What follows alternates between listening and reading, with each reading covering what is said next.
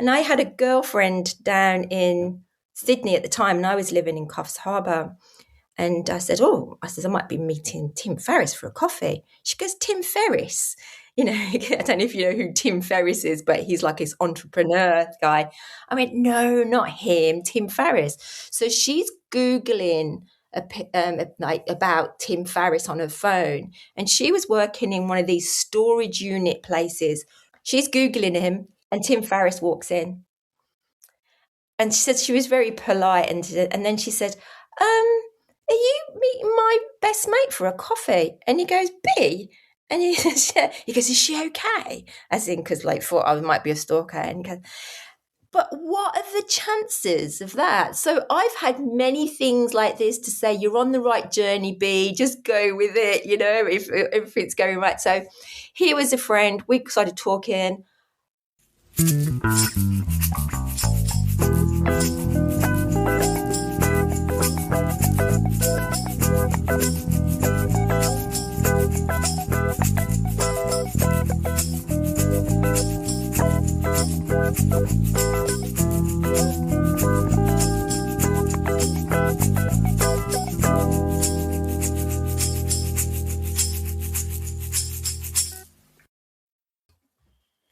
Hello and welcome to Pods Like Us. I'm Martin Quibell, known to my friends as Marv, and this time I am speaking, finally, I've been looking forward to this one for a long time, I'm speaking with B. France from, two different INXS podcasts, because, some bands and artists, they deserve more than just one show.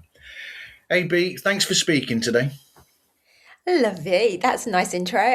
Nice to meet you, Marv. Hi. Yeah, I'm speaking from Australia at the moment. So I'm right down under to your time. I've got my jumper on. It's getting colder and it's getting warm over there, I take it. Yeah, we've had over 30 degrees centigrade temperatures over here. So everybody in England's been moaning about it being too warm, of course. That's the British way. That's the British way. I remember it well. It doesn't last for long, though. It only lasts for about 2 weeks, and then you get some rain later. That's it. It's going to be a washout for the rest of the year. There we go. We've already fallen back into the English talk about weather. You can take people away from England, but you can't take the England away from the people. No. I've only been here 22 years, though. What is your INXS story? What introduced you to them? I sort of know this from listening to your shows in a way, but it still has to be done. So yes, what is your INXS story? Okay, well, I was in Walsall in the West Midlands, and I was at college there, and I was a beauty therapist at the time, and we were studying. I had a girlfriend called Sharon, and she was very much into Duran Duran, and I liked them. I just thought they were a bit polished and a bit not really me. And then she said that she'd been reading Melody Maker, and Simon Le Bon was talking about this new band called INXS. Yeah. And she says, have a look at these guys. I think that you'd like them. And she says, look at the lead singer. And I was like, oh, yeah, he's quite handsome. And then we found out that they were actually playing at the Birmingham Odeon 2 weeks later. So I was like, right, well, we'll just go get tickets. So we got tickets. And I got, at the time, it was 1986. And it was the Listen Like Thieves tour. Yeah. So I went out and got the Listen Like Thieves album and played it to death. And I was like, right, I'm ready for this. I thought, I don't know, I was only young. I thought, they've only got one album, Little did I know they'd had quite a few albums before that. Yeah. So when they came out, they were a right tight, polished band. Oh, my God. And everyone was just up on their feet, and it was just electrifying. And that was at the Birmingham Odeon. The last song on there, I just thought, right, that's it. I've got to run out and meet this band. And unfortunately, they were already on the coach, and the coach pulled away, and I ran after the coach, and I feel like I've been running after the coach ever since. But I can now say that, I've made it sort of on the coach in a way, and my journey starts from there, really. Well, you've definitely made it on the coach because, let's face it, the episode that you did where you were speaking with JD Fortune, one of the singers after Michael had passed away, It's even mentioned before the discussion starts. In the lead up to it, you and Hayden are both saying that you yourself are going to dinner or something with Kirk later on. Yes, yes, I've had a few dinners with Kirk actually. We've even had Kirk. Well, we'll talk more about this, but my podcasts are more than just a podcast. And I'm Yeah. sure many of you all have podcasts that create communities, but I'm just very blessed that I've managed to create a community where we meet up for the anniversaries usually of either the podcast or anniversaries of Michael's birthdays or passing. And I organise coach parties. So we go and do the INXS sites and then we have a little party. And I was blessed for our 5th anniversary that Kirk came to the party. So Kirk Pengilly is more known for being the saxophonist in INXS, Yeah. but he's actually a multi-instrumentalist and one of the main backing singers as well. He's like the alto to Michael. Yeah, completely different band, but you could almost say that Kirk is similar to like a Michael Anthony in Van Halen, where in another band, they could have been the lead singer, like Roger Taylor in Queen. They could have been the lead singer because Kirk's voice is really strong. Yeah, he's got a really lovely voice. It's not as baritone as Michael. Kirk was the singer to begin with at one point. And there was 2 bands. I don't know if you know this. There was Guinness, which was Yeah. Tim and Kirk and a few others. And then there was Dr. Dolphin, great name. I don't know where that came from. And that was Andrew and Michael and Gary. And then they all formed together. So yeah, Kirk was the singer of Guinness for a while. In fact, I've got a couple of recordings of Kirk singing, which is quite nice. That's great. And if you get some of the singles, you'll find Kirk singing on some of those anyway on the B-sides, Oh, yes. much like Andrew as well sung on some B-sides. Well, Andrew sings questions on Yeah. Welcome to Wherever You Are. Very similar to Michael, but yeah, that's definitely Andrew. Yeah, it's interesting how it took that time for Andrew to sort of come to the fore vocally in the group. But then again, in a way, it's almost like, I'm comparing them to another band again here, but it's almost like if you're Brian May in Queen, are you going to sing your own song or are you going to let Freddie Mercury sing it? So if you're in INXS, you're going to let Michael sing your song most of the time, of course. Yeah. Well, Andrew is the genius. We all call him the musical genius. Andrew is the guy that played all the instruments and said, "This is what I want to hear," predominantly, especially for Kick, which was their real breakthrough album. But yeah, he's the musical genius. And then most of the lyrics are Michael. Again, a lot came from Andrew towards the end as well. But yes, just a great force, really. What a duo. And so completely different, hey, in Yeah. characters. Yeah, my own story sort of is similar to yours with INXS, where I used to watch a program on Channel 4, which we'll both know from then, which was The Tube. Yes. So I watched The Tube on Channel 4, and they went on The Tube during the same tour that you saw them on. And they did Listen Like Thieves, and was it What You Need that they did the other song? I think it was What You Need, yes, because INXS Official re-released it in the last couple of weeks and renewed that footage. So yeah, you can go watch that again. But yeah, I think it's What You Need that was on there as well. I remember watching that with Paula. Paula was Yeah. very smitten straight from the beginning, wasn't she? Yes. Yes, Paula Yates was very smitten. And yeah, because they looked like a pub, didn't it, that they were like in when they were having the chat and they were like leaning up a bar. And I don't know if you ever noticed, but there's 2 men behind. One of them looks a bit like Bob Geldof, but it isn't. And one of those guys is friends of mine, and he was friends of Michael's, but he was from Newcastle, and they used to get up to a lot of mischief on all of the UK tours. Yeah, they liked a lot of mischief, did the INXS boys. Not really surprised there. But the thing with me was, I saw them on that show and their performance there, because all the performances, for the most part, on the Tube were live. And their performances of the 2 songs were incredible. Mhm. It was something really special that they had there on the stage, that a lot of other bands, when they perform live back then in the 80s, they weren't quite up to the level that the album songs were, but with INXS, which makes them, to me, stand out more towards the rock side of music than the pop, they had that power and that force there that a lot of poppier bands didn't have in a live setting. So the producer of Listen Like Thieves album was Chris Thomas. And Chris Thomas Yeah. says, yeah, and you might know more than I do how many bands he'd originally played for. I think he'd done The Clash, yeah, and Big Pretenders, and lots of Yeah. those type of bands that of like, just well, they were still quite big right then, weren't they? And they were polished bands. So he put the polish onto INXS. But INXS, they were a rock and roll band back then Yeah. with the electric guitars, your drums, It was good to see. Do you remember seeing them on the old grey whistle tester around the same time too? I didn't catch that performance, actually. Yeah. That's another one to go and see, and that's around that time too. Cool. Chris Thomas, they must have been inspired in some ways because of their love for Roxy music, because Chris Thomas produced their first two albums, I think. Okay, yeah.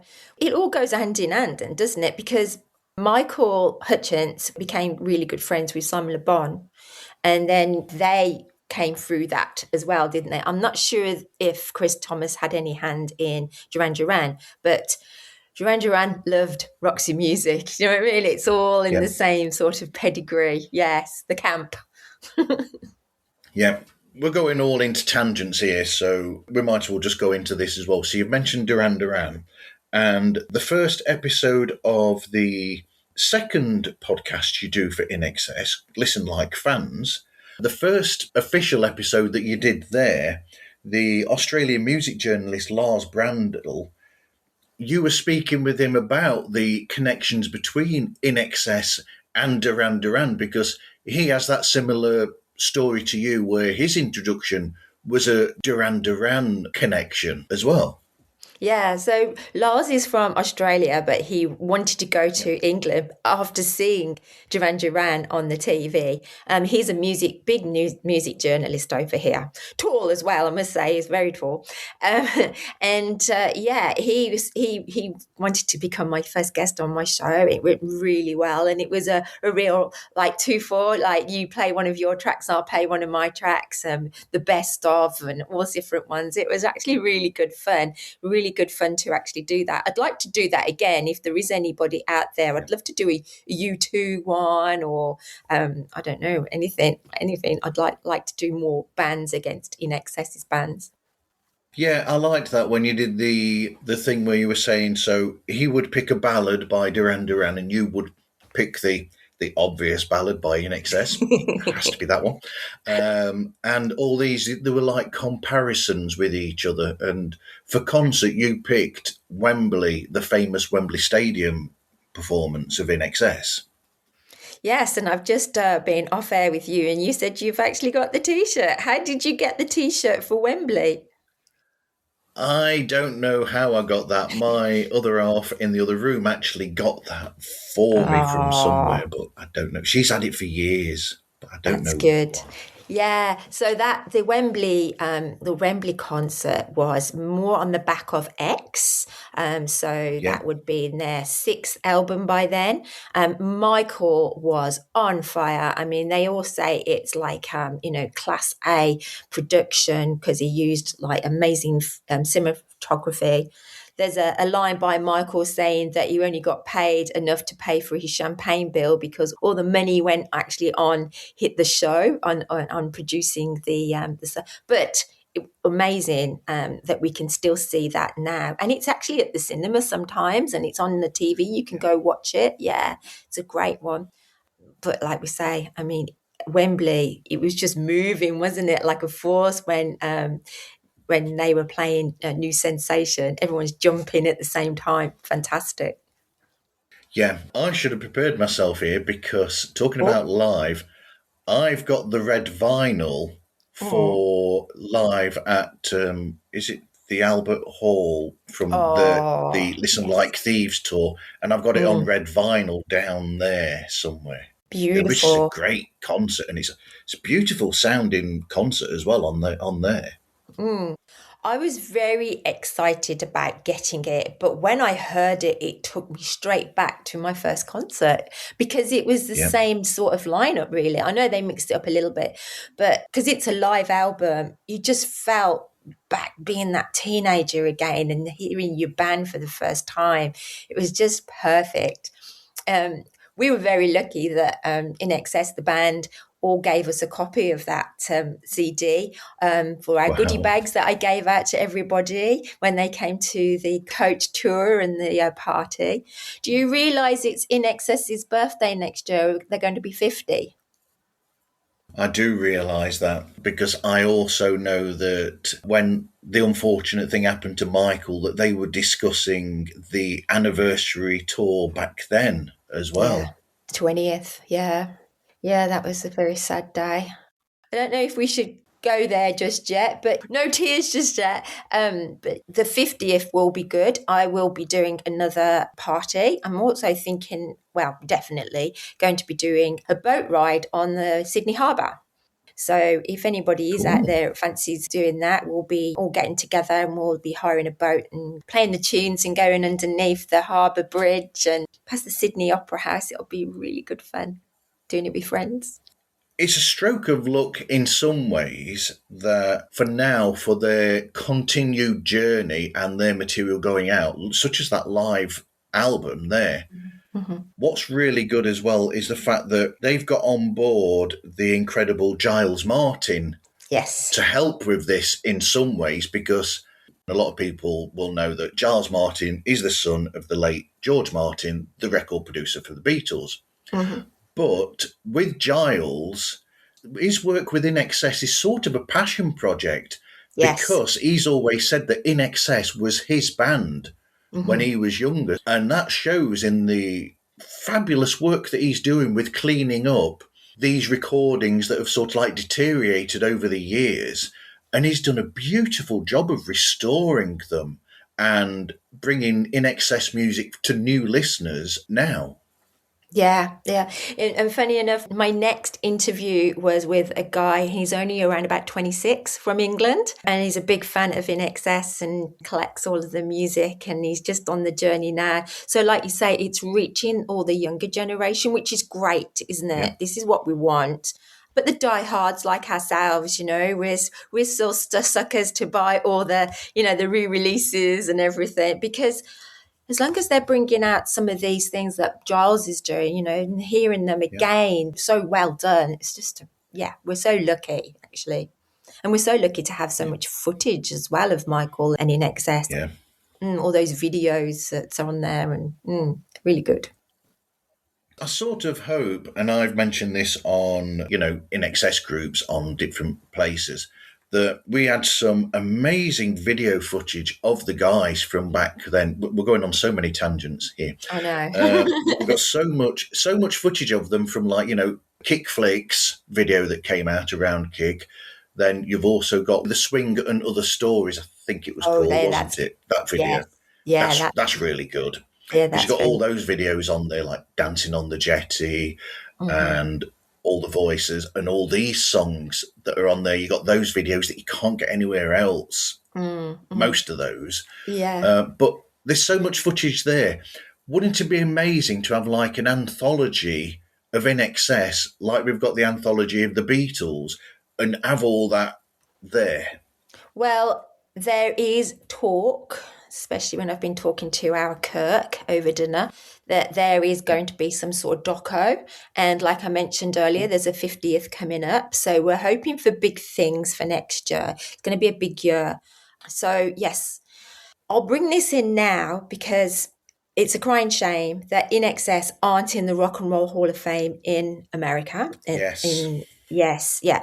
So having a documentary and also having the 50th anniversary, we're hoping that's going to give a lot of clout and a lot more sight for the committee members. So how the Rock and Roll Hall of Fame works is there is a fan vote, but it only comes to 1 point. The rest, I think there's over 2,000 points. So really it's a drop in the ocean, but it's a bit of fun for the fans. So what we need to do more than anything is just get the band seen as much as possible and talked about. So that's what myself and Hayden, who was my co-host in my first podcast, which is still going. We're still getting hundreds of downloads a day, even though we don't do any podcasting anymore at that point. Although we pop up now and again. But that's what I mentioned at the beginning of the show. We're trying to get INXS into the Rock and Roll of Fame. Last year was the first year they got nominated. Yeah. Which was ridiculous, isn't it? It is. And we, as a whole, the INXS fans, on the public vote, we got them into that top 6, which is where they were saying, I mean, I was one of those that voted every single day from when it started all until, and I'm sure all of us did exactly the same thing. So you're hinting at this. There's a slight disappointment there that, like you said, that only counts as 1 vote. Yes. For all of those millions of votes that we all did. Yeah. Daily, it only counts as 1 vote, and it's irritating that they're not going to be in there. So let's bring up the word Oasis. I don't know if you like that word. I don't mind it, but INXS fans are a little bit like, oh, don't mention it because they upset Michael once. But we'll talk about that maybe later. But Oasis were nominated 2 or 3 times before they got in this year. They're actually in the Rock and Roll of Fame, which is going to be happening in November. I think. November. So what they said to their fans were, don't vote. Stop voting for us. And they were really far down in the fan vote. I don't know if you noticed, but they were right down the bottom. And this is the first time we've been nominated. So we're like, oh, great, we're beating, so-and-so and so-and-so. But it doesn't really matter that much. But I suppose someone said what it really matters, though, because I think it's each committee member has to vote this year 7 votes. Yep. So they've got 7 votes. So if they've got like their favourites, the first 5 or whatever, and then they've got 2 votes and like, well, who do I vote for? And then they go on and look at this list and then they go, okay, they are the more popular, I'll vote for them too.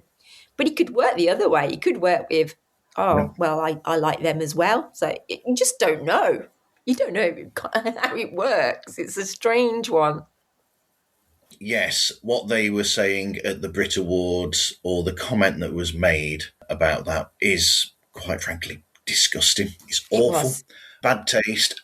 But we've got that problem as well. Coming in November when the induction happens, Noel Gallagher famously hates Phil Collins, and Phil Collins is going to be in the Rock and Roll Hall of Fame. And Noel Gallagher has said some really awful things about Phil's music and this sort of thing. And that worries me in a sense because Phil, whether you like his music or not, he was predominant there in the 80s and was an important force on other people's careers and what he did to there. So I find Noel's talking about Phil Collins as being quite offensive in a way as well, if that makes sense. They can be quite irritating with some of the comments that they make, the Gallagher brothers. The Gallaghers are entertaining, aren't they, for some people? They like that brashness. I'll just say what he did to Michael. It was live for a start. It wasn't a recorded thing. So it was a live BAFTAs, I think it was. Was it not BAFTAs? Yes, I can't remember. Wasn't it the Brit Awards? Brit Awards, that's it. It was the live Brit Awards, and Oasis got Newcomer of the Year. That's right. And Michael was awarding it to them. And when it was handed over, Noel said has-beens shouldn't be giving it to newcomers or something like that. And just a big slap in the face. Yeah. Because Michael and Liam were actually friendly. They actually were friends at that point through Paula, because he was seeing Paula. Then the big thing was Patsy Kensit was there as well and given the awards. Well, Liam liked Patsy, and I think there was something there that Noel had a few and thought that Michael was after Patsy, and it was all a bit love triangle stuff at the end of the day. But do you know that there's a rumour that Michael then went and re-recorded the song Elegantly Wasted? Right. I didn't know this. Oh, you don't? Okay. So if you go listen to the song Elegantly Wasted, it actually says it's some parts better than Oasis. Right. I'm better than always. Yes. Of Oasis. course. Cool. Yeah. So I had Tim Ferriss, who is the lead guitarist on INXS, and we asked him about it. And he was very coy about it. He says, I don't know. I don't think Michael would do it. But if you listen, it does definitely sound like it. We will leave that there because my own recordings, we've done something similar. Oh, really? With a band that I was in, we did something sort of similar to that where we recorded. We slightly changed the line for the backing vocals that sounded similar to the lyric it should have been, but was hinting at maybe an issue that we had with somebody as well. We'll leave it there because it's got a naughty word in it as well. Oh, so, right. Okay. In that one. So I'm leaving that one well alone. Right, we'll take these in opposite order. Okay. So the first INXS podcast was Access All Areas, or INXS Access All Areas. This has been going since the beginning of 2020. It's amazing how many podcasts started in then for COVID. COVID. Yeah. Thank you, COVID. There was something good out of it. Well, it did, because you did that, and I'm assuming that you started from that show from being fans, and I'm just assuming, I might be wrong. So that's why I've put here, it's sort of like from loving the band, then you talk about the band in the show, then you talk to the band themselves or the members about the music, and then you speak to other people like, I'll put it out there, Marco Pitts, nice guy. I love that guy. He's great. He's great. He's amazing. I've spoken with him a few times and he's fantastic. His stories are incredible. Yeah. The people he's worked with. Oh, wow. Yeah. But it must be, because I know when I meet some people, it's like an imposter syndrome. When I do the music shows and I talk to people for that, I'm thinking, hold on a minute, I'm a fan and now I'm talking to this person. How on earth has that happened? It's a strange one for me because like Australia's not like that. We don't really have that sort of like system over here where everyone like, you know, there's you make someone really big and famous in your head and then you meet them. It sounds really not so, I don't know if I'm coming across right here, but I just find them more friendly and they're my friends. And I just feel connected to them, and we feel, you know, as soon as they come off air, they give me their number and I'm texting and we're sharing photos of like, you know, the band and stories, and I get to know them on another level. I mean, Mark Opitz, I've had breakfast with Mark Opitz and we call each other. I class these people as friends. This is Australia. Australians are just so open and relaxed, and they're not big-headed. They're very humble people. That's what it is. And you feel relaxed around them. So I actually met Tim first before I even started the podcast. Okay. Yeah, so weirdly, and I was just on Facebook, and how my journey started was I had a Facebook page called Hutch Nation. Yeah. INXS fans love Hutch Nation, and I started that, and I just really loved it. I just loved finding things and researching and putting it out there. And then I saw this face, and it was Tim Ferriss's face, and I just like asked him if he wanted to be my friend, and he became my friend. And before I know it, we were really good friends. You know, we were sharing stories and things. And I was like, how do you feel about meeting up for a coffee? And he's like, yeah, let's do that one day. And I had a girlfriend down in Sydney at the time, and I was living in Coffs Harbour. And I said, I might be meeting Tim Ferriss for a coffee. She goes, Tim Ferriss? You know, I don't know if you know who Tim Ferriss is, but he's like his entrepreneur guy. I went, no, not him, Tim Ferriss. So she's Googling like about Tim Ferriss on her phone, and she was working in one of these storage unit places. She's Googling him, and Tim Ferriss walks in. And she said she was very polite, and then she said, "Are you meeting my best mate for a coffee?" And he goes, "B," and he says, yeah. He goes, "Is she okay?" As in, because like thought I might be a stalker, and he goes, "But what are the chances of that?" So I've had many things like this to say, "You're on the right journey, B. Just go with it, if it's going right." Yeah. So he was a friend. We started talking. Hayden, I co-produced. Well, he's actually the main producer at the beginning, was because he had the ideas. We met on the red carpet of the film Mystify, which was a documentary about Michael by Richard Lowenstein. Yeah. He met me because I was doing one of those journeys coming from Calfstown to Sydney, going past like where the boys went to school, blah, blah, blah. So he'd seen my journey into the city and to this premiere. And we became friends. And then probably about 6 months later, he phones me and he said, "I've got an idea for a podcast. Do you want in?" Yep. And I'd been to see a reader. I don't know if you're into that, but I'd been a reader. And this reader had said, "You're in the wrong job. Whatever comes up next to do with entertainment, you say yes." So I said yes. Right. And that's where it all started. Wow. I don't know if that was the answer you wanted, but that was the beginning of the podcast. And then from then I had Tim, who could help me get some of the band members on, and Mark Opitz started listening to us, and he contacted Hayden, and then Nick Egan. I don't know if you know who Nick Egan is. Yeah, I do know Nick Egan, the artist and photographer. Yes, amazing. He's from England, originally from London. Yeah, and he was hilarious. He came on our show and he said, apologies, I've just been out to dinner with John from Duran Duran. So we were like, what? His best mate was John Taylor. And then we found out that John Taylor and Michael were quite good friends as well for a while. So it's just been wonderful, like, all these people popping up everywhere. That's so cool. Producing Access All Areas, it started as Hayden as the main producer. Yeah. Has it now been shared out and you've learnt more about that side of it? Yeah, so producing, I mean, we were in different cities. He's in Melbourne and I'm thousands of miles away from him.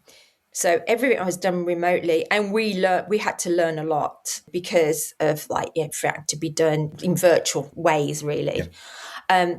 He has no technical ability at all, none. I don't think he could even copy and paste at that point. So I do all of that side of it. So I do all the recordings, I do all the editing, I made all the jingles and all of that. I was the person that uploaded it. I'm the person that did all the marketing, and I'm the pusher. He came up with the ideas and he was the main host. So that's his part that he did. And he did a cracking job. And he's amazing. He's a very, very clever, intelligent man, and he can recall a lot of things, whereas I can't recall too much, but it is there now. And I learned a lot from him about INXS. I didn't really know that much. I just love them, Do you like INXS? Yeah, I love them. Why? I don't know. I just love them. But now I know why I love them, because of Hayden. So I thank him. Yeah, I have the same thing. I help out with a Beatles podcast. My favourite band is Queen. But we'll leave that. So I help out with the Beatles podcast, and they'll say, well, yeah, but you like them. And I'll go, yeah, but they'll come out with things. And I'm always stunned when they'll come out with things in the shows, or they'll have a subject and I'll be like, well, I like them. I didn't know any of all this other stuff that went with it all. Yeah. It's great. I mean, I talk about INXS daily, probably every couple of hours. I'll pick up my phone and then I'm talking to somebody else all around the world now. I've got fans everywhere. I think we're actually in about something like 40 different countries. And so it's great. People in Portugal and lots in America and Mexico, lots of Argentina. And it's just wonderful that you can hear all these different stories. And now I've got the new podcast, I'm able to tell people stories. So I've got, not only that, I've actually got people like, I've got a guy coming on, his name's Todd, and he was John Farris's drum tech. Fascinating. Nice. Now, if you'd have told me that I was going to talk to somebody like that, I'd be out my depth. I would be out my depth. But he's actually really an interesting guy, and I just couldn't get enough of it, really. It was really unique because he worked with the guy from Def Leppard as well with the one arm. How technical Rick would that Allen. be? Yeah. Wow. Mm. But, you meet these people. I did it with this show. I recorded an episode last week. We're going on so many tangents here. It's terrible, but that's how podcasts work. So I was talking with a film producer and director last week who's come out with a new film. His film is based on found footage or, public domain footage, and he'll put it together and then he'll write a film around that. And I thought that's interesting from an alternative filmmaking point of view. And then you research these guests that you're going to have on, and you must do it yourself as well, where the more you look into them, you'll look and you'll suddenly see something that pops out at you and you'll think, wow, I didn't know that, but that's really interesting. Because I found out that this guy I was speaking to, he is almost the go-to source for big Hollywood films for old footage. He sources it all for these films. So if you've seen The Incredible American Maid starring Tom Cruise, underrated film in my opinion, all the found footage and stock footage that's in there, he sourced all that for that. And he sources for Marvel. And that to me was really interesting. Yeah, so he archived it. Yeah, he finds all this material going to all these different film libraries and where all this stuff is sourced.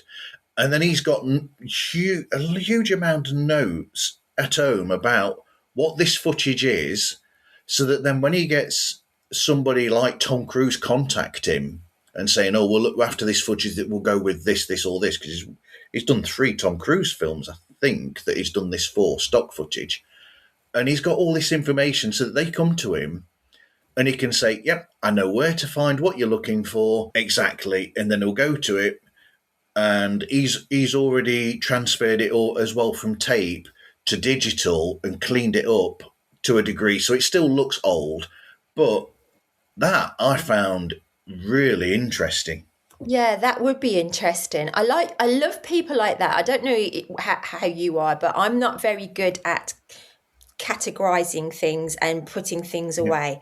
They have to be out for me to remember what I'm doing half the time. So if I've got pieces of paper and everything everywhere, I'm a bit of a a scatterbrain. Yes, there you go.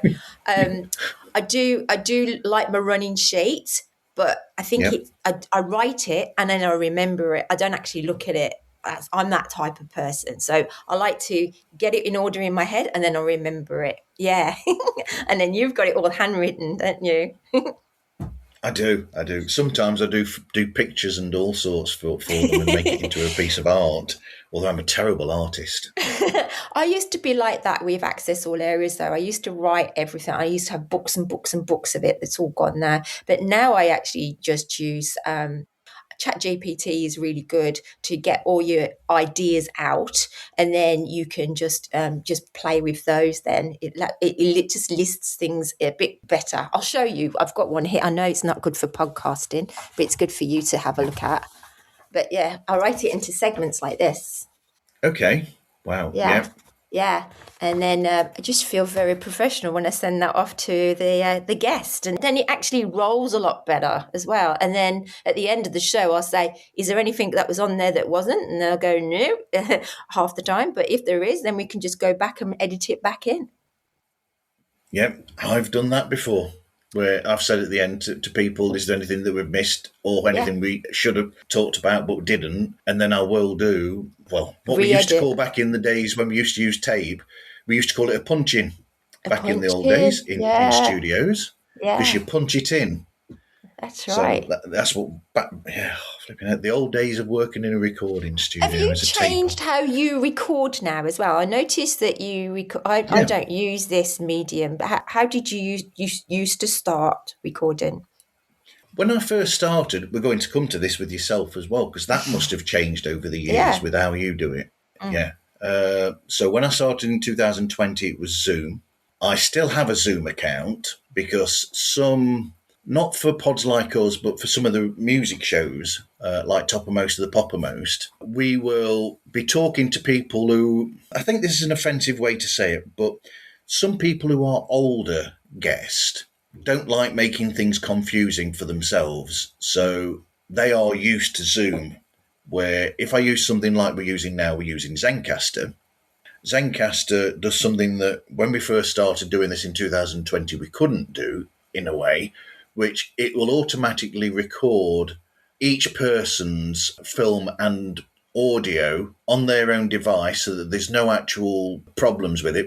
Quite often you'll have a problem with the signal on Yes. these devices.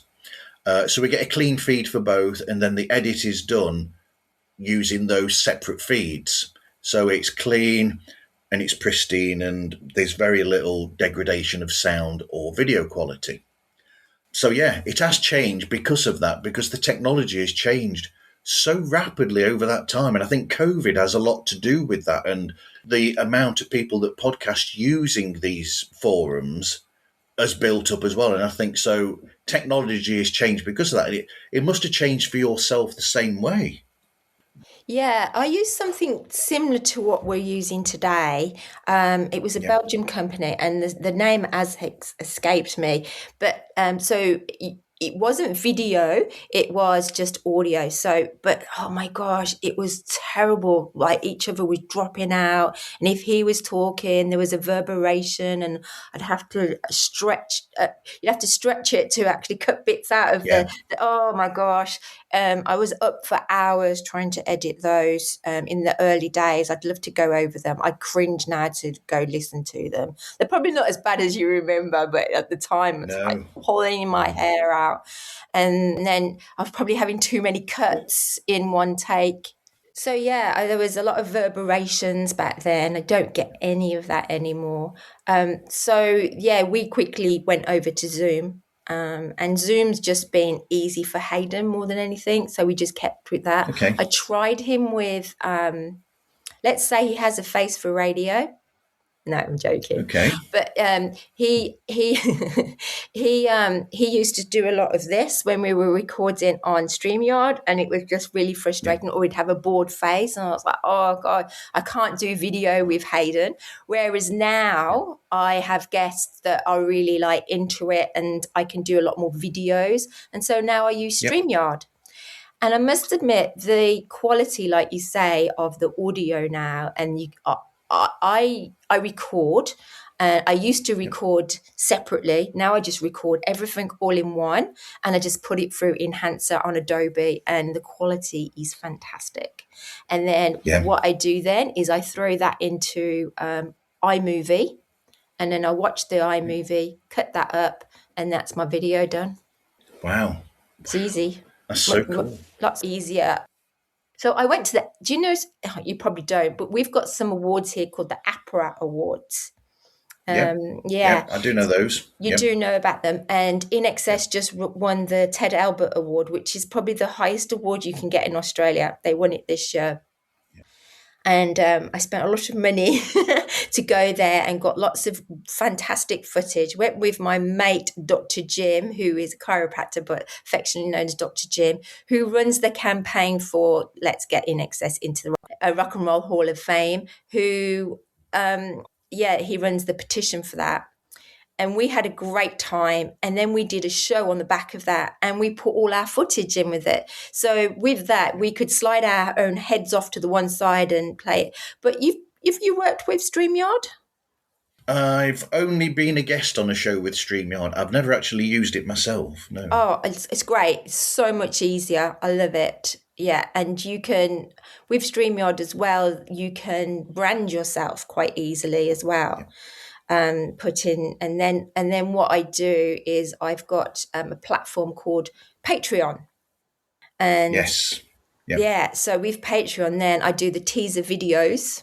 And then I also do the full video for the people that pledge to pay for it because they want to watch it. So they can see the video of the interview. And then the free is just for the audio. The free members get just the audio. Yep. I do the same thing. I'm patreon.com/pods like us. I don't need to say that again now later. But on there, they get a video version of the discussions, and then, but to everybody else, the audio goes out to the main, pod services, Apple Podcast and all of those other places.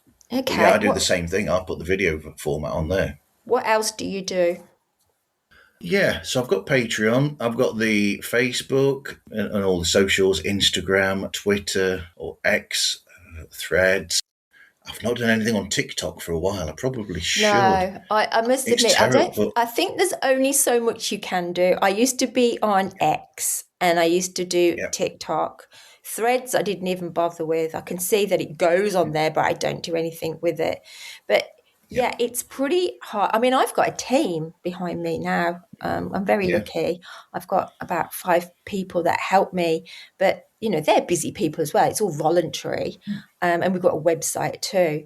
But yeah, it's hard to do these socials. I must admit, though, we've just hit 45,000 followers on Facebook, so we're very proud of that. Wow. And we've hit another 1,000 in the last 14 days. So that's it. When you hit these big numbers, it just rolls. It just gets better and better. Because I think what happened for us is that Kylie Minogue brought out her documentary on Netflix with a lot of footage of Michael, and then people just want to know more, so they find that we are one of the biggest Facebook pages for INXS at the moment. There you go. That's your next episode, is Kylie. asking Kylie about her fanship of INXS. Well, funny enough, though, I actually work at an optometrist's, one of the leading optometrists in Australia. And so I get to meet people. And if I get really friendly with them, I always go, well, do you like the band INXS? And nearly everyone in Australia has got a story. And this week I met a lady who is best friends with Michael Hutchence's first ever girlfriend. Wow. Not Michelle Bennett, but another Michelle. And hopefully I will be having her coming on the show. So yeah, it's nice to get the girlfriends on. Helena as well sometime in the future. Oh, well, it would be good to get the big ones in. I mean, it'd be nice to see if we could get Bono on, or, would be good. It'd be nice to get Chris Thomas on, really, as well. That would be really good. Chris is really tricky to get hold of.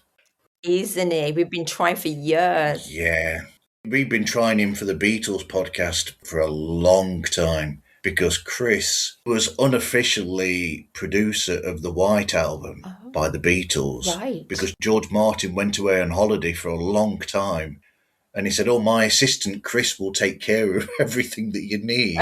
So 3/4 of his songs on the White Album were actually produced by Chris Thomas. And his keyboard work is all over it as well. Yeah. All over that album. I heard he's not been too well. This might be another reason why he's not around. So I hope that he gets better soon. Yeah, we also had another great producer called Nick Launay. Have you heard of Nick? Yep, The Swing. He did The Swing. And before The Swing, he was co-producer of Kate Bush's Wuthering Heights. So he was good. And funny enough, he came on the podcast, another great guy, another one that you just go, okay, I'll marry you as well. Sorry, got a bit cheeky then. So he came on the show and he was producing an album for Amyl and the Sniffers. Have you heard of these guys yet? I have not heard of them yet. Okay, yeah, well, you've heard them now. So Amyl and the Sniffers is fronted by a young lady called Amy. And she is an interesting girl. She's got a cracking figure, very blondie, meets punk, in your face, Sid Vicious, but with a darling heart, you know, absolutely gorgeous heart. She was at the Aria Awards, and I just fangirled it out when I saw her, and I just got a photo with her, and I went, oh, Chris, you know, I had Nick Launay on, and he did your first album, and she's like, oh my God, yeah, I remember that. So yeah, there was an INXS and Amyl and Sniffers like now connection with Nick Launay. It was quite special, actually. Wow. So many names that you're calling out. Oh, there. sorry. Wow. It's funny, you mentioned Queen earlier as well. And I Yeah. did a podcast with Nick Azaya, who came third runner-up to JD in the Rockstar INXS show that INXS did in 2004. He was Galileo in We Will Rock You. Did you know that? I think I remember that. Yeah. I loved Rockstar INXS. I thought that was brilliant. I wish we could still watch that now, actually, in some ways. Yeah, well, I can tell you lots more about that. I mean, you should listen to Mig's interview that I did anyway, because there's a lot about Brian May in there as well. Yeah, because it's really, really good. But yes, probably about 2 weeks ago, they've just done a reunion for Rockstar. Wow. In America, in Hollywood. Yeah. Wow. Unfortunately, it was live streamed. I might have a link to see if we got a recording on it. I'll see that for you if you like. But yeah, it was just a live performance. And we were hoping that they might come and do some more of that. But yeah, it was a cracking show, wasn't it? It was. Really good. Well produced. The band was amazing. They really were. Yeah. Dave Navarro's interactions with INXS when he joined them on stage and the band on stage as well. At the beginning. Oh, yeah. Yeah. Amazing. But Migs, you will not miss him if you watch the footage because the hair is everything. Yeah. When I was interviewing him, he was actually on a ship in Japan and he was just about to go and sing in Japanese. Wow. This is incredible, hey? What a rock star that you could, you know, is that able to sing in Japanese.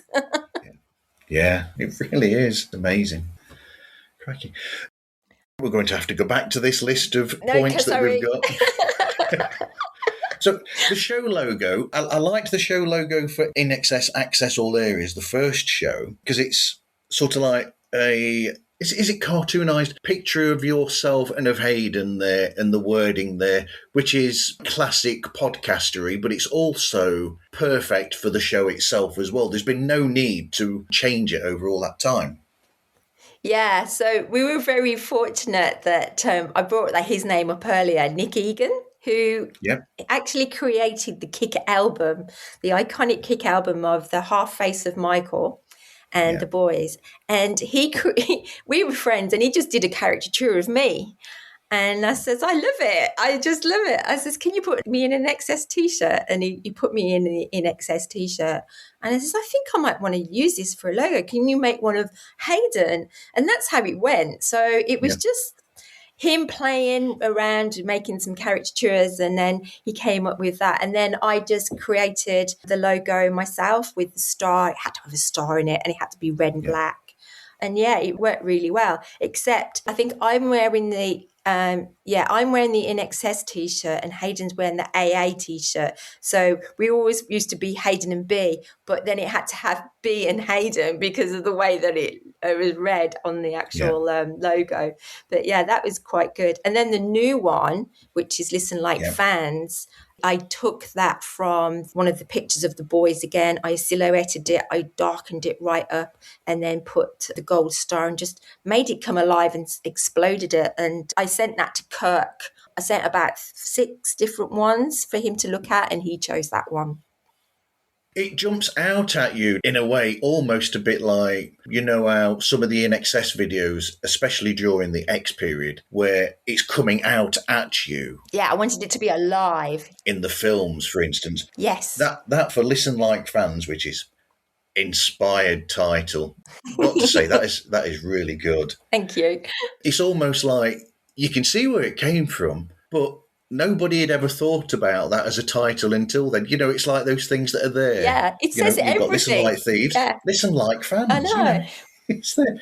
But the whole picture jumps at you. Yeah. Well, as soon as I was like playing around with lots of things, because it was going to be for the love of INXS, because that's what I'm all about, you know. And then I was like, oh, and then Listen Like Thieves was my album that I Yeah. found them on.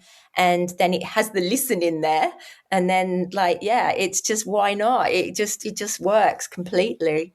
So, is Listen Like Thieves your favourite album by INXS then? You know it isn't, because you I listen to my do. shows. Yeah, no, Elegantly Wasted is my favourite album. That's a great album. It's so good. And the more you listen to it, the more you fall in love with it. Yeah, And Hayden didn't understand why I loved it. He's always been a welcome to wherever you are's man. same. Yeah, Yeah. But why do I like Elegantly Wasted? I just found it was just that it's so mature. It's a manly album. It's looking into a man's life, which was Michael's yeah. life. It's very personal. I just love all the little sounds that they bring in. I feel like I'm in the desert one minute, and then I'm on that runway, going to an airfield. I'm going over to America, or, it's just an absolute beautiful journey. You close your eyes, and it's just wonderful songs. Don't Lose Your Head. Wow. It's just so aggressive and so punchy, but every word that comes out of Michael's mouth, you can hear. It's like you don't not understand him. He's so clear with his thoughts and how he pronounces things. Yeah, I just love it. Have you listened to it much? I listened to that album quite a lot, actually. I do like that album a lot. What's your favourite song off that album? My favourite song, it might be Everything, Oh, yeah, that's beautiful. because I just love it's almost an intimate song, and I don't know whether it's the video that does this to me or whatever, but in a sense, I almost see it like a love song between them and the fans themselves. Or Mm. that's the sort of feel that I get from the video, at least. The video is great because they're in this round thing where it goes around. It's like the old these motorbike things where motorbikes used to go around Oh, these things. yeah, Whatever. It's yeah. that sort of thing. That's what it makes me think of. So it's going around in a circle. The band are in the middle, and or the circle is that they are in, that keeps going around, and then you've got an audience on all these chairs. It's almost like an old amphitheatre type chairs where That's they go right. up and up Yeah. and up to what's it, and but you get interaction from the audience as well, or the people there. You hear them on the video and respond, so there's that back and forth and that rapport between them and the audience there, the fans, that Mm. to me, I feel that in that song. So when I listen to Everything, I mean, they're not really, but it's almost like they're singing to me directly in a Mm. way. Mm. Everything you do for me and everything. The And lyric is just, it's a beautiful song. it is. It's like you say. We say that it's Michael. If you listen to the songs, it's like Yeah. Michael's personal journey, like where he was going through at that time as well. One of the songs that he also sings on there is called "Searching." Yeah. The album version is great, but you must see Michael singing the song on the Aria Awards in Australia. Yeah. Oh my God. What had just happened to him was there had been a drugs bust at his house in England. The nanny had found the drugs, and Paula had to leave Tiger, their baby, less than 18 months old. She had to leave the baby and then fly all the way back to England to the press. Can you imagine that? I can't Yeah. imagine leaving my baby to go back to face the press about something that had been planted. And you can feel Michael's emotions as he's on the Aria Awards that night singing, Yeah. searching, and the lyrics are just wow. I don't know how he did it, but it's just stunning. And also that performance of Searching, because I've seen that a few times, it also points out something that I think a lot of people outside of the INXS fandom will not realise, is that it's songs like that where you can see he's got this incredible soulfulness there Yes. within his voice that I would put up there with some of the great soul singers. That performance is astounding. Oh, so amazing. So, so amazing. And the other standout song on, well, so many, I just love all the album, but I'm Just a Man. Wow. And that I wish I'd heard that more live as well. But that song it's reaching in there, I'm just a man. What are you doing? I'm just, please, It's and talking about his brother and his sister. And yeah, it's just so personal. And it's also breaking away that song, I'm Just a Man. It breaks away that thing where you've hinted at when you speak to some of these people who, to some other people, it's like, oh, this is a big star, this is this, that, and the other. But that song, and there's a few songs on that album, and there's a few songs on Full Moon Dirty Hearts that do this as well, not to the same amount, but they break away that sort of barrier that's there, and it's sort of saying, look, yeah, okay, I've got this, but underneath all of that, I'm the same sort of person as you are. I've just Yeah. been lucky enough that I've got fame there to be able to fall back on, but I'm just a man. Yeah. And that is, yeah, you find it on those albums leading up to there. So you'll find it on Welcome to Wherever You Are, and then Full Moon Dirty Hearts, and then it sort of comes to a thing with, like you said, Elegantly Wasted. Gradually, the songs are becoming more about them as opposed to about subjects in general. And yeah, by the time you get to Elegant, and it's annoying and irritating, and I hate to use that phrase about this, but to think, wow, where could that have gone from there? I Because know. they were transitioning at that point to Mm. something that could have been really, really special. Yeah, because you can listen to their albums, especially Elegant Oasis, and it's such a classic album that it doesn't feel dated. I don't feel you can listen to that and go, okay, yeah, that's from the 90s, or it's not. It doesn't sound like that at all. It sounds different to what else was going on back then. Yeah. It's not like a big production. It's just Yeah. them. It's those lyrics, the soulfulness, as you say. And yet that album was produced very differently. It had a different producer. It was more demos than anything, I hear. Yeah. And they were all in different rooms. They weren't like the Chris Thomas, where Chris Thomas likes them all in the same room and all playing their instruments and singing at the same time. Bruce Fairbairn, Yeah. he's no longer with us. Yeah, we had a producer on, which was a great episode that we did with Hayden, and that was very enlightening, some of the things that he told us. But yeah, it's just my favourite album. So which is your favourite album? My favourite album, well, if you're not a big fan of INXS and you are a casual fan, I think they would probably lean towards Kick, the casual fan. Mm-hmm. Do you agree with that? Because that is, yeah. Well, it's got all the hits, hasn't it? Yeah, it has. When you've got 6 chart hits on one album, of course, it's going to be the one that the general public will lean towards. Yes. Me, I'm a fan of Welcome to Wherever You Are because I like it's not overproduced in any way. Mm-hmm. It's got Mark Opitz, the producer. It's got his brilliant ability of getting them fingerprints all over it. His fingerprints are all over it. It's amazing. But also it's got those leans, like when you get the big one that people will think about that would be Baby Don't Cry, I would have thought, because that's the big epic song. And it's got that sort of life to it in the song, which people might not know, but that's added to because you've got the orchestra there with the band and they're performing as a band together, the band and the orchestra in the same place at the same time. So that interaction works there with that. And I can feel the band interaction on that album that Mark invariably gets there, probably from his history from being an engineer for AC/DC, for Vanda and Young back in the days and that. Yeah. So that's the live thing I think that Mark's probably used to. Yeah. And I can hear that interaction there between them. There's very little overdubs going on there as well on the album. It's a very in the room sort of work. Yeah, I get that. And I find that it's not a boring album because everything is so different. But he's done a really good job of making a bit of a journey with the songs.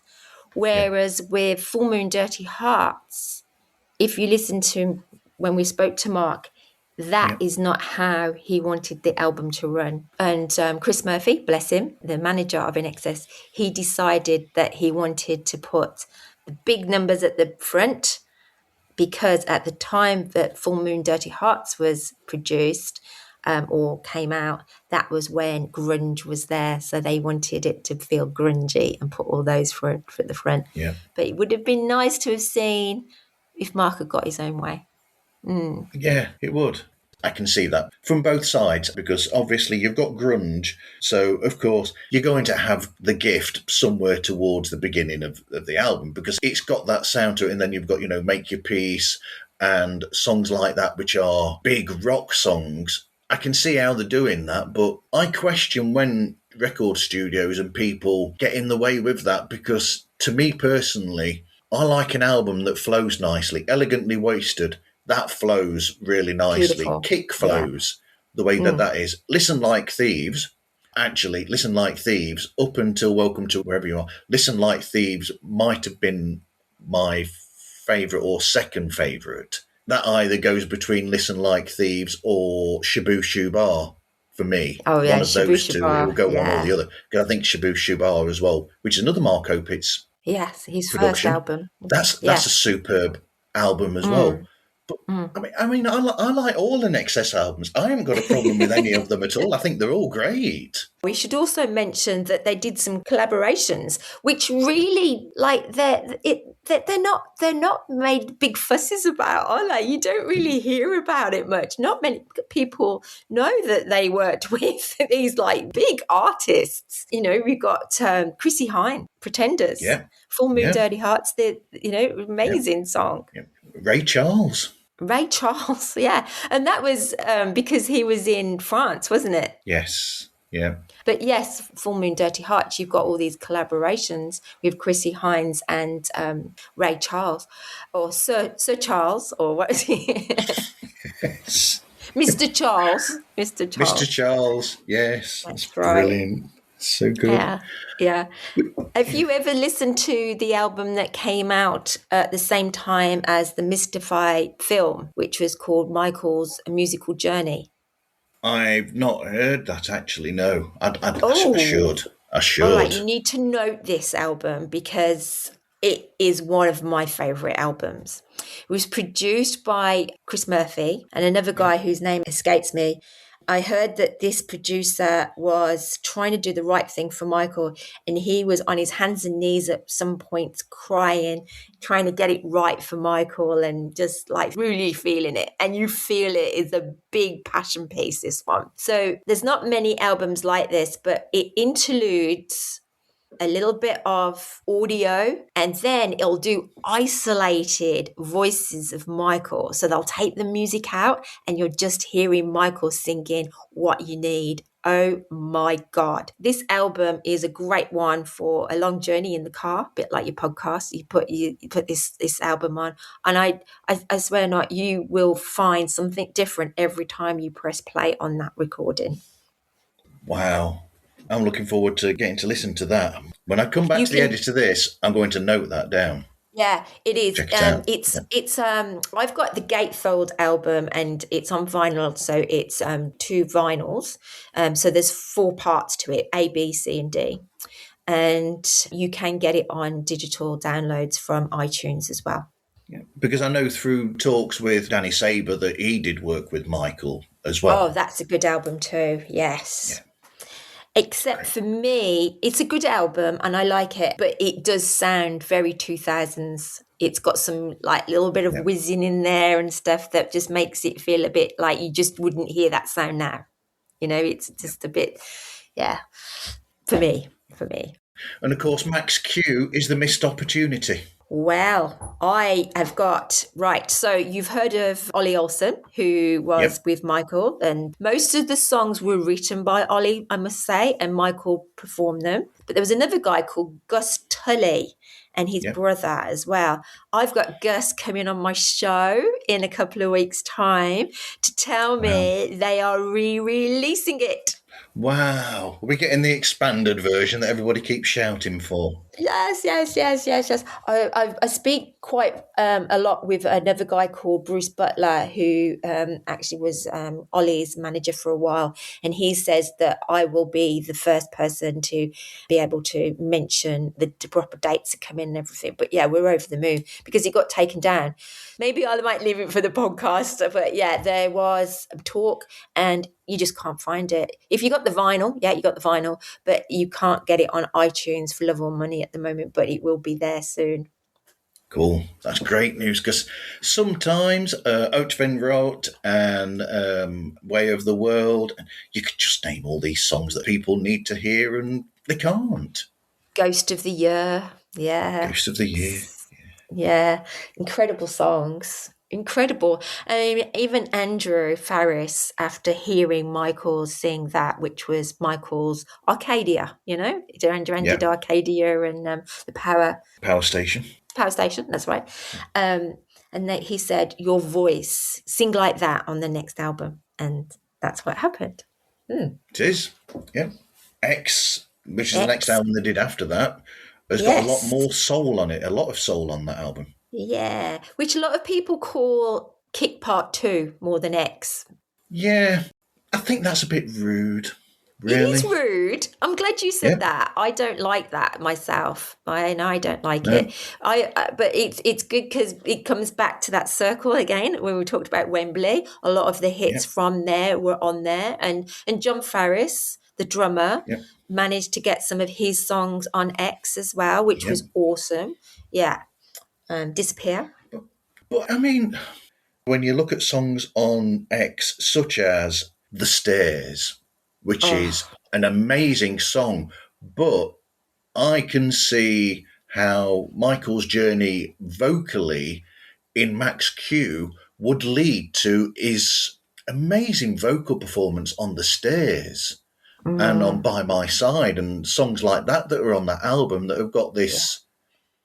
His voice really shines through songs like that on X, and I think it's him getting that bit of a breather with the Max Q that sort of led to him bringing his voice to the fore even more. Yes, I've just released another episode with INXS's massage therapist. I don't know if you've heard it yet. Yes. And she was their naturopath. Oh, wow, it's a great insight. So she ended up making some drops for Michael to help with his throat. With his notes. And to help with his range, So she and Kylie Minogue actually said that was one of the things that he said, I've got some of these throat drops. And that was one of his chat up lines to her. And it was these drops that this naturopath that I ended up interviewing this week talk about. She's quite an amazing guest, actually. Very different to all the producers and the band and people that knew them. And I've had the techs on and the rodeos and crew and managers. But to have a massage therapist, that's quite an intimate job, hey? Yeah. So it's a very interesting episode. I'll tell you that. Well, you have mentioned a lot of standout moments during the shows that you've recorded. Is there somewhere where you think this is the episode you need to listen to or the talk? The one that I enjoyed doing was the Max Q. I really enjoyed that because we were allowed to play the songs in full as well. Wow. So we do play a lot of music and access all areas. If we're talking about access all areas, we're talking 5 years of recording, and we did it every week. I must say I did burn out towards the end because it was a different type of show, as in we had segments, we had a news in there, a weekly news. We'd have fun parts. We'd go sometimes for 2 hours, and it was a lot of work, but they were good. And for that alone, I'd say just listen to the whole lot. But for fans, I know that they love anything to do with Mark Opitz because Mark just knew so much. The Nick Egans as well, because he was a good friend with Michael. His episodes are fantastic. But Listen Like Fans, my new podcast, Andrew Lambie will be coming on soon, and we will be talking about the holy grail of INXS top 10 things that you can collect. So he's a massive collector. That is going to be an awesome episode. The massage therapist, another one. Todd. I mean, they're all great. I've enjoyed all of them. But my standout one was with a guy called Chris McKay. Okay. Chris McKay is a fan that gets quite emotional. And for a very long time, when Michael passed away, he couldn't listen to INXS music. He wouldn't go to any tribute bands or anything. And I met him at an Andrew Farris concert, because Andrew Farris is now doing country music. Yeah. And I went up to Brisbane or the Gold Coast, and I got into the green room to go meet Andrew and just walk past everybody. And this guy just watched me go past with his mouth open going, who the is she? He just walks in and walks straight into the green room. So he sees me come out and he follows me and comes over, and he literally tells me his story about INXS, which he retells me again in the podcast. And he just lets it all out and he starts crying. I've never seen a man cry, because he was so in love with INXS and Michael. And this man's married, he's got children, he's not gay or anything. But his episode there's a lot of fans out there that can't go past Michael. They won't listen to anything, know. And this episode with Chris will help. It will really help. Yeah. So if you're thinking, why is everyone talking about INXS? Michael's passed away. That's it. They shouldn't be doing any more music. And I hate that. Yeah. I hate that people think that. These guys were together before even Michael. They were in different bands. They were playing music when they were at school. They were kids at 12. They all met when they were around about 12 years of age. They were grown men when Michael passed away, and they just want to keep playing music. And they were like coming up to their 70s now, Yeah. So if there's one episode, I'd say go listen to Chris on Listen Like Fans. Yes, because if you go on an INXS forum and you even try to start talking about Switch, you will get quite a divisive reaction. Oh, yes. There's a couple of triggers, like Paula is another one. If you talk about Paula, that's a misconception for me. In fact, today I was at work and I had the lighting guy from Kiss come to see me. Okay. As you do. He used to do the lighting for INXS. And he brought me a load of magazines. And when I say a load, a great big stack of magazines and newspaper cuttings that he had. And he goes, here's some more research for you, B. And the one that fell open was an interview with Kim. Oh my gosh, her surname's just gone away from me. But she was the last person in the room with Michael. Yes. Yeah.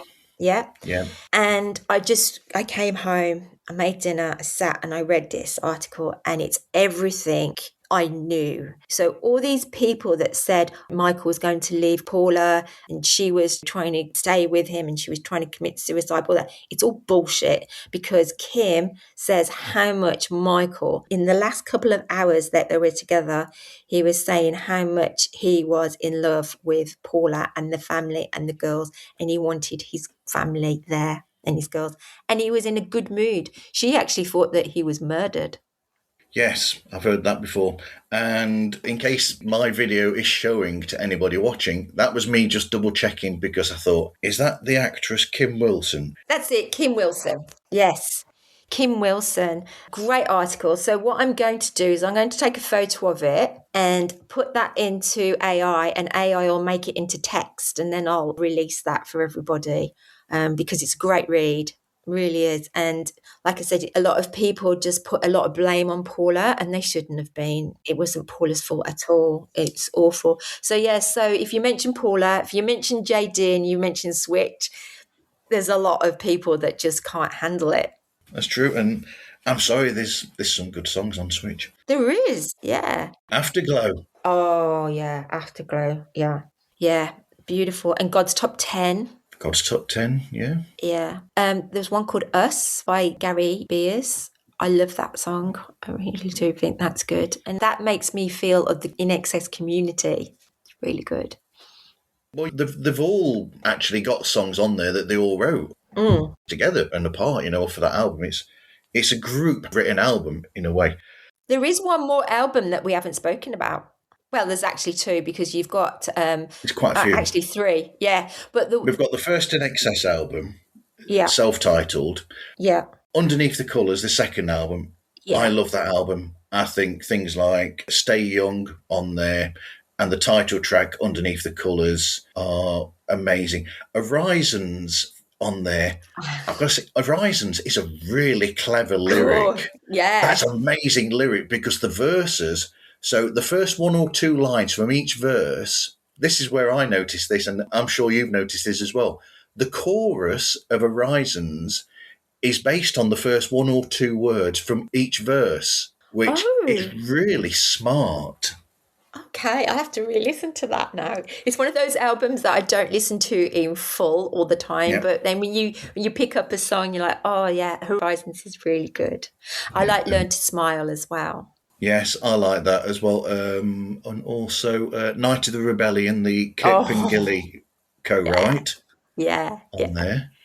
It was funny when he was at the party and I hired a tribute band to play, but I wanted it stripped back. So I just had the three guys. I had the guy playing saxophone and guitar and then vocalist and another guy on keyboards as well. And Kirk would just go, I wrote this one. Yeah. It was so good. He was there before all of us, It was so funny because, I was like, "Oh, is he going to turn up?" I'm not. All day, I was like keeping it to myself, and was on the coach going from the hotel to the venue, and I got a message say the alcohol has not arrived for the bar because I'd got this cocktail waiter. I'm like, oh my God! So I was there trying to work out all of that. And everybody else had gone in. And by the time I got in, they were like, did you know that Kirk was going to be here? And he was there before everybody else. And he didn't leave till 4:00 in the morning. We had to get him home. Yeah. So we've got the self-titled debut album, INXS, which came after the single only We Are the Vegetables and Simple Simon. Yes. So you had that, then you had the self-titled debut. Then there was Underneath the Colours, which is a really great new wave album, in my opinion. Then you've got Shaboo Shubar, to me, one of their great albums. Yes. To me, which you've got The One Thing, Don't Change. Is that the first co-write he's got with John there on there as well, with Old World, New World? Oh, yes. Good spotting. Yes. We spoke to John about that. He was very happy that that was spotted. Great lyrics, actually, if you listen to them. Really good. Yeah. I remember them talking about on a video that they were on about Shaboo Shubar, and they were saying that it was based on a saying that Tim had come up with. Or he kept saying Shaboo Shubar this, Shaboo Shubar that, and they came up with a song with it, and I'm trying to think, what happened to that song? Yeah, I know. That's another one that I want to speak to Tim about one day. I need to get him back on. Haven't spoken to him properly for a while. But yeah, it's I think it was like you say, it was more like do it Shaboo Shabaa, Shaboo Shabaa. It's very clever. Very clever. That's a great album as well. I love Shaboo. Like I said, one of my favourites. Then after that, you've got The Swing, which I think everybody should buy every album by INXS. I'm not going to pick one out. Just buy the whole lot. Because that's got so many hits as well. Yeah. Well, there's 11 studio albums. Plus, there is the album called Original Sin. Yes, of course. Yeah, where they got all the, Rob Thomas joined them to do song on there, and then all these guest vocalists picked a song each to join INXS on. And one of them being Tricky. Yes, yeah. Which I thought was a great version of Mediate. I like that. But how can you go wrong having one of the originators of Massive Attack in Tricky? How can you go wrong with having him do Mediate? I mean, that's the marriage that should have been for a long time. INXS working with Massive Attack is one of those things to me as a fan of both that I think, what could have been? Yeah. And Mike was a big fan of Massive Attack as well. I think looking at the band members individually, Kirk is very much into that side of the music as well. I find that Tim is the more funky guy. Yep. And then you've got the country in Andrew. And then the rock is Gary Beers, the bass player. Yeah. And Gary Beers has got his new band called Ashen Moon. And I got to meet him and his frontman, Toby Rand, who Yeah. ironically was on the next rock star INXS. Right. Okay. Yeah, that's how they met. Mm. Wow. I did not know that. Yeah. I know, and they've got some great songs, Mosquito and Dust Bowl, and some really beautiful Stargazer. I've been listening to Asher Moon quite a lot lately, so that's quite a new Yeah. band, really. Yeah. And because of Gary's involvement with Ashen Moon as a writer as well, or co-writer, Yeah, I think that pushes the rock edge into their material as well. I mean, it's fantastic, that is.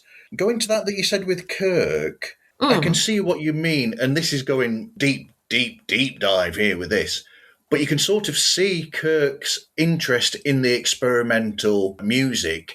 If you look at some of the bits that he did, like Prehistoria and things like that, you can yeah. actually see Kirk's interest in that side of music. Yeah, yeah, yeah. And to look at you as well, I think he had a big hand in that. And that's a very interesting song, isn't it? When you listen to that one, which Mark Opit's got to produce. Like you say, it's a lot more experimental with Kirk.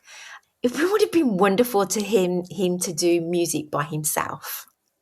You know, this Yeah. man, like, is an incredible. But when you meet him, you wouldn't Hmm. think he's a rock star. Honestly, he's just the most kindest, sweetest man you could ever meet. So kind. I met his daughter, and she's just a chip off the old block, just as beautiful and kind. And yet, this guy can pick up an instrument, the saxophone. I'm not sure if he can play drums, but he can sing and plays all the rhythm. And when you look, he's actually playing more of the guitar than anybody. Like you think that Yeah. Tim's playing the lead, but actually, a lot of the lead is coming from Kirk too. Yeah. That's what works with INXS as well, is the fact that you've got the three of them with the guitars, Tim, Kirk, and Andrew, and they've got Mm, these different approaches to guitar. But mm. that's what gives INXS this sort of sound that I don't think anybody else could have, because you've got these three different styles merging together wonderfully. Yes, it's just well, we say you that you just can't fit them as a genre. Okay, when Kit came out, they went into pop, yeah. Yeah. But before that, like you mentioned earlier, there was a lot of new wave. There was a lot of ska in there. Yeah. There was a lot of madness. I can hear that in some of their songs Yeah. as well. And then Jumping. Roxy music, yeah, there's a bit of that as well. And then the fact that a lot of their songs are sexy, romantic, you Yeah. know. And then it was then like you got that experimental flow coming through it as well. And then if you really listen deeply, there's a bit of twang of the country in there as well. As you can see, I can talk about INXS for a long, long time. But unfortunately, I'm going to have to do the finishing parts of this, and I hate that we're doing this because I've got another recording to do shortly. I was going to say we have to cut it short because you're busy. Now, after all of these years, the lessons that you've learnt doing podcasting, what would you say is the number one advice that you would give to somebody about going into podcasting? Don't worry. Just be as authentic as you can. I Yeah. think we all, at the beginning, I wanted it to be quite polished. I wanted to be like the best. I wanted everything to run right. I think listening to the fans, they love the fact that you fluff up. They like Yeah. that engagement. So I don't think you should beat yourself up about things. We're so lucky now that we've got the tools that can enhance our voice so we can sound more radio anyway. So I don't have as much equipment as I probably did before. And I was like, oh, I need this, I need that. You don't. I've actually got No. some AI glasses now I use as well. Okay. And through my AI, yeah, they're pretty good. Through AI, you can do it. And if it's using your phone, it's the only thing, it has to be through your phone. That's your microphone and your headphones all in one, and it's using bone conduction. So Wow. yeah, there's the little tools like that I actually like using. Are quite techy. Artificial intelligence to help, not to do the whole job for you. No, definitely not. No. No, I don't know about yourself, but I cannot allow anyone to edit my shows. Not AI. I did it, I tried it, and I didn't continue with it. Like I tried it, but I never used it. That's the word. So I let the AI do it, and you're like, no, it just takes the guts out. That's the word. The guts go. It you need the ums and the ahs in there. It needs to feel real. I'm a coma. I go right from the beginning. I listen. I close my eyes and I re-listen to it, and I want it to be enjoyable for them. So yeah, I'm pretty hands-on with all my editing. Yeah, and when I started originally, I realised, but not for a long time, I was over editing to Mm, get rid of those. And then it came to the stage where listening back, I was thinking that it sounds unnatural. It doesn't actually sound like yourself if you do that. And that's what you're listening for because you want to hear a conversation between people. And in a natural conversation, you will get ums and ahs while people are thinking about what the next bit they're going to come up with is. So losing those to that sort of degree makes it almost mechanical. yeah, bless Hayden. He was a bit of a you know, and is a bit of study. So was um that was quite painful to take those out. So I did use the AI a lot for that, and that worked for a while. But I must admit, with the Listen Like fans and the guests that I've had on, a lot of them have been friends Yeah, and so they're relaxed. And I think relaxing your guest before coming on and having a little chat, not together, but just beforehand, you know, through a text or even and getting to know them a little bit and just making them feel that, you know, it's okay, you're going to be looked after, you just need to do this and that ever. And you get that nervousness is gone. It's gone. Yeah. absolutely. I like that to really encourage the person to be themselves then. Yeah, I mean, I don't start or try not to start recording until there's been a bit of back and forth between me and the guest on a show, so that Yes. there's that back and forth there, so you're comfortable with each other before I press record on whatever it is that Mm. I'm recording on. It just makes it easier than a cold open, really. Mm. But I love it. I can't keep away from podcasting. I've actually got a big bug for it now. I always wanted to be Annie Nightingale. I used to love Yes. Annie Nightingale Yeah. when I was a kid. And I used to think, oh God, I really want to be Annie when I grow up. And I didn't know how I was going to do it because I was going to be a beauty therapist. I was at beauty college, and that's what you do, isn't it? You just you set your course, and that's it. And now I'm here. I'm doing this, and I'm just absolutely loving it. I do want to break out into more music, and yeah, we'll see how it goes. Really. What podcast do you like to listen to if you've got the time to? Oh, I must admit, I don't really have a lot of time. While we were doing the getting INXS into the Rock and Roll Hall of Fame, Yeah. we were on a lot of podcasts. So I was listening to a lot of their stuff as well. So there's one called Rock in Retrospect. They're very Okay. good. And then Who Cares About the Rock and Roll? They are awesome.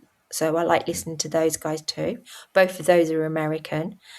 And yeah, that's about it, really. Sorry.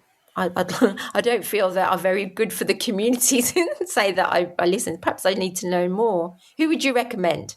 Do you know what? Because of the Australian side of this, I'm going to say to people that there was a really nice limited series that came out last year where a I'm going to feel really awful because I can't remember the name of the Australian journalist, but he interviewed Harry Vander, the record producer Oh, and the man yeah, behind, yeah, yeah. the Easy Beats Yeah. and all these other things as well. I mean, And that is a fascinating limited series where he's discussing Harry's work with George Young, those sorts of things. We're getting back to the Ted Albert there, aren't we? Because they were the That's big people right. at Albert Yeah, yeah, Productions. yeah. Well, Mark Opitz worked under them as well, didn't he? Mark was an sound engineer for Yeah, Vanda yeah. and Young. So that is fascinating. So I think that people need to go and listen to that to hear about somebody who is a very important, I think, part of not just Australian music history, but of popular music history and music history as a whole, because they Yeah, were yeah. huge. Okay, well, I'll listen to that, but you'll have to send me the link or put the link in the description for us to listen to. Okay, I'll try and remember to do that. I better let you go. I don't want to make you late Yes, for your business meeting. I know. Yes. Speaking to podcasters, that's fine. Speaking to Easy. people about business, that's different Mm. entirely. That really is. Right. Thank you for speaking with me today. How can people get hold of the show and get in touch with you if you want them to? Okay, well, the best place is our website, which is INXS accessallareas.com, and you'll find all the podcasts on there and many other things. There's little scripts on each of the band members too. If you don't want to go on there, you can find Listen Like Fans on Spotify and all the majors. Access of Areas actually got taken down off Spotify, unfortunately. Wow. And that was because Tim Farriss, the guitarist, he brought out some new music, and Spotify didn't like me playing that, so they took me off. So that was a bit of a shame. But if you want to listen to INXS Access All Areas, you'll find that on Podbean. Yes. Thank you for speaking with me today. It's been fun. And you too. You take care. Have a wonderful day. Thank you. Pods Like Us is available anywhere that podcasts can be found, and all of the links to the social media and email are available on the opening page of themarvzone.org. The show is distributed and sponsored by rss.com, and we thank them for their support. Please rate and review the show on the platform that you are listening or viewing the episode on. All feedback is gratefully received, as it helps to know if there is anything that needs to be looked at. Thank you for listening, and I hope you listen again to another episode of Pods Like Us Chronicles.